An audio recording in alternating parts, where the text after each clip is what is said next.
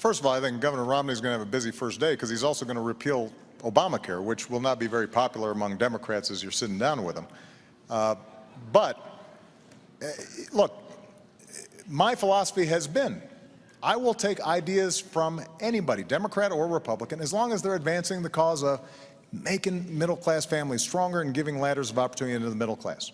That's how we cut taxes for middle-class families and small businesses. That's how we cut $1 trillion of spending that wasn't advancing that cause. That's how we signed 3 trade deals into law that are helping us to double our exports and sell more American products around the world. That's how we repealed Don't Ask, Don't Tell. That's how we ended the war in Iraq, as I promised, and that's how we're going to wind down the war in Afghanistan. That's how we went after al-Qaeda and bin Laden. So we've seen progress even under Republican control of the House of Representatives. But ultimately, part of being principled, part of being a leader is, A, being able to describe exactly what it is that you intend to do, not just saying, I'll sit down, but you have to have a plan. Number 2, what's important is occasionally you've got to say no to folks both in your own party and in the other party. And yes, have we had some fights between me and the Republicans when they fought back against us reining in the excesses of Wall Street? Absolutely, because that was a fight that needed to be had.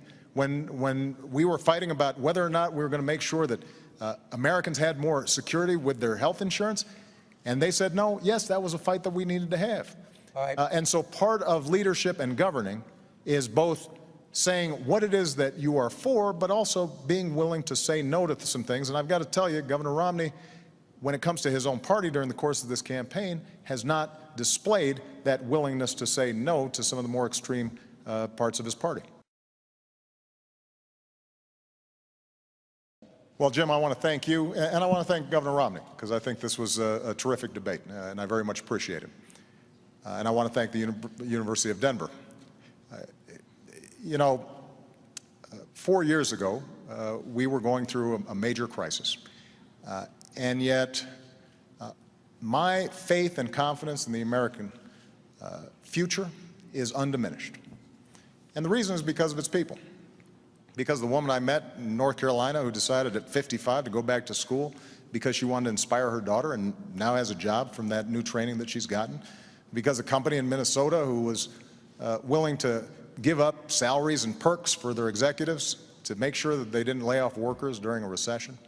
The auto workers that you meet in Toledo or Detroit take such pride in building the best cars in the world, not just because of a paycheck, but because it gives them that sense of pride that they're helping to build America.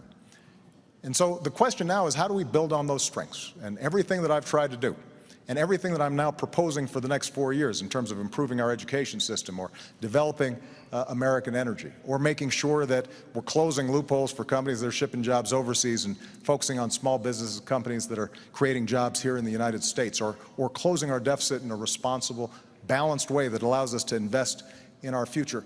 All those things are designed to make sure that the American people, their genius, their grit, their determination, is channeled and they have an opportunity to succeed. And everybody's getting a fair shot, and everybody's getting a fair share.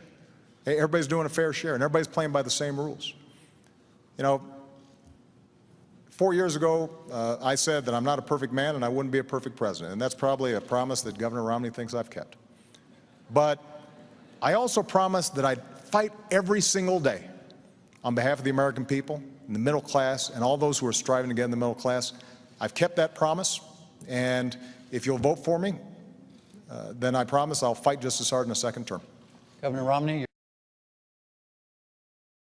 Governor, thank you, Mr. President. The next debate will be the vice presidential event on Thursday, October 11th at Center College in Danville, Kentucky. For now, from the University of Denver, I'm Jim Lara. Thank you and good night.